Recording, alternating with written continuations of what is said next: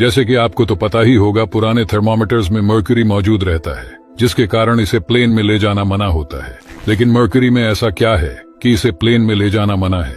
जैसे कि आपको पता होना चाहिए कि मर्क्यूरी ही सिर्फ एक ऐसा मेटल है जो रूम टेम्परेचर पर लिक्विड फॉर्म में रहता है। इसके अलावा मर्क्यूरी कई सारे मेटल को अपने अंदर डिसोल्व कर सकता है। मर्क्यूरी एलॉय का फॉर्मेशन करता है, जिसे अमेल्गमेशन कहा जाता है। मान लीजिए यदि आप मर्क्यूरी को प्लेन में लेकर जाते हैं और किसी कारण की वजह से वह नीचे गिर जाता है, और क्योंकि प्लेन का 90% हिस्सा एल्यूमिनियम से बना है, जिसके कारण मर्क्यूरी और एल्यूमिनियम आपस में रिएक्ट करेंगे, जिससे प्लेन खोखली हो सकती है और इसके परिणाम स्वरूप बड़ी दुर्घटना भी हो सकती है। इसलिए मर्क्यूरी और मर्क्यूरी वाले थर्मामीटर को प्लेन में ले जाना मना होता है। और आपको ऐसे ही साइंटिफिक चीजों के बारे में जानने में दिलचस्पी है तो हमारे साथ जुड़े रहिए।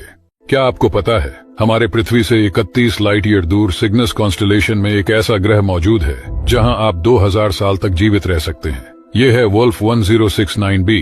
इस ग्रह को इसी साल जनवरी के महीने में खोजा गया था। वैज्ञानिकों के मुताबिक यह ग्रह हमारे पृथ्वी से लगभग 2 गुना बड़ा है और ये एक लाल बौने तारे की परिक्रमा करता है, जो कि हमारे सूर्य से 3 गुना छोटा और ठंडा है। वोल्फ 1069b अपने तारे से हैबिटेबल जोन में स्थित है। इसी वजह से यहाँ पृथ्वी की तरह पानी और थिक एटमॉस्फेयर मौजूद हो सकता है। कुछ वैज्ञानिकों का ये भी मानना है कि यहाँ पहले से ही जीवन मौजूद है। और दिलचस्प चीज तो ये है कि ये ग्रह अपने तारे का चक्कर 16 दिनों के आसपास ही पूरा कर लेता है।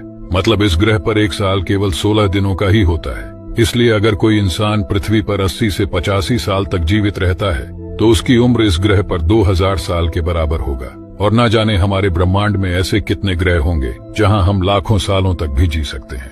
क्या आपने कभी सोचा है न्यूक्लियर बॉम्ब काम कैसे करता है? इसे समझने के लिए हम 1945 में नागासाकी में गिराए गए फैटमैन की वर्किंग देखते हैं। वैसे न्यूक्लियर बॉम्ब जितना घातक है उतना ही आसान इसकी वर्किंग प्रोसेस है। इस न्यूक्लियर बॉम्ब में 6.2 किलो का एक प्लूटोनियम स्फीयर मौजूद रहता है, जो लगभग 4 इंच से थोड़ा सा बड़ा होता है, जिसे कंप्रेस करना पड़ता है। लेकिन दिक्कत ये है कि रिएक्शन शुरू करने के लिए लगभग 3 लाख एटमॉस्फेयर प्रेशर चाहिए। ये प्रेशर 5 लाख हाथियों के बराबर होता है। इतने ज्यादा प्रेशर को क्रिएट करने के लिए प्लूटोनियम बॉल पर बहुत से RDX और साइनाइड की लेयर चढ़ाई जाती है। न्यूक्लियर बॉम्ब को स्टार्ट करने के लिए सबसे पहले 5000 वोल्ट का करंट डेटोनेटर तक भेजा जाता है, जिसके बाद इसमें 32 स्पार्क क्रिएट होती है। इसके बाद न्यूक्लियर बॉम्ब की बाहर की मोटी लेयर शॉक वेव को अंदर की ओर कंप्रेस करने लगती है, और ये शॉक वेव एल्यूमिनियम से होते हुए प्लूटोनियम को कंप्रेस करके इसमें चैन रिएक्शन शुरू कर देती है। और फिर ये जहां गिराया जाता है वहां एक महाविस्फोट के साथ प्रलय आता है, जो उस जगह को राख में बदल देती है। क्या आपने कभी सोचा है कि ये जो हमारा ब्रह्मांड है वह इतना परफेक्ट कैसे है? सूरज के आकार से लेकर गुरुत्वाकर्षण की मजबूती तक, और तो और धरती का सूरज से बिल्कुल परफेक्ट दूरी, जिसकी वजह से धरती पर जीवन संभव हो पाया है। अगर गुरुत्वाकर्षण थोड़ा भी कमजोर होता तो धरती से लेकर हमारा पूरा सौर मंडल 1 सेकंड में खत्म हो जाता। और बस इतना ही नहीं, बिना गुरुत्वाकर्षण के हमारे सूरज का भी जन्म लेना ही लगभग असंभव हो जाता, और पूरे आकाश गंगा में मौजूद सारे तारे समूह एक दूसरे से टकराकर तबाह हो जाते। हो सकता है सब कुछ, यानी पूरे ब्रह्मांड के शुरू से लेकर अभी तक हर एक चीज कोई योजना का हिस्सा हो।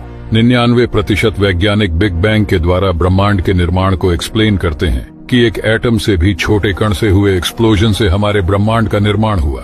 लेकिन ये एक्सप्लोजन क्यों हुआ था, इसका कोई एक्सप्लेनेशन मौजूद नहीं है। लेकिन हमारे ब्रह्मांड के इतने परफेक्ट होने के पीछे सर स्टीवन हॉकिंग ने एक काल्पनिक सिद्धांत दिया था, जिसके अनुसार हम इस ब्रह्मांड में जो भी देख रहे हैं वह एक कंप्यूटर सिमुलेशन है, जिसे कोई अज्ञात और अनजान चीज या फिर किसी शख्स ने बनाया है। इस थ्योरी के ऊपर आपकी क्या राय है, कमेंट करके बताइएगा जरूर। और ऐसे ही ब्रह्मांड के रहस्यमयी चीजों के बारे में जानने के लिए हमारे साथ जुड़े रहिए।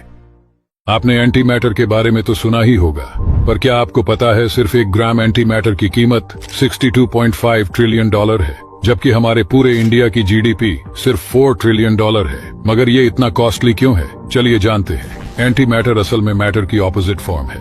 जब एंटी मैटर और मैटर सामने आते हैं तो ये एक दूसरे से कोलाइड होकर खत्म हो जाते हैं, और इनके टकराव से इतनी ज्यादा एनर्जी पैदा होती है कि आप सोच भी नहीं सकते। उदाहरण के लिए मान लीजिए, अगर आप सिर्फ 1 ग्राम एंटी मैटर को साधारण मैटर के साथ कांटेक्ट में लाते हैं तो इससे 43 किलोटन TNT जितनी एनर्जी प्रोड्यूस होगी। और खतरनाक बात तो ये है कि हिरोशिमा पे जो एटम बॉम्ब गिराया गया था उसने सिर्फ 15 किलोटन जितनी एनर्जी प्रोड्यूस की थी। तो अब आप इमेजिन कर लीजिए कि 1 ग्राम एंटी मैटर क्या कर सकता है। और आपको इन सब चीजों के बारे में जानने में दिलचस्पी है तो हमारे साथ जुड़े रहिए।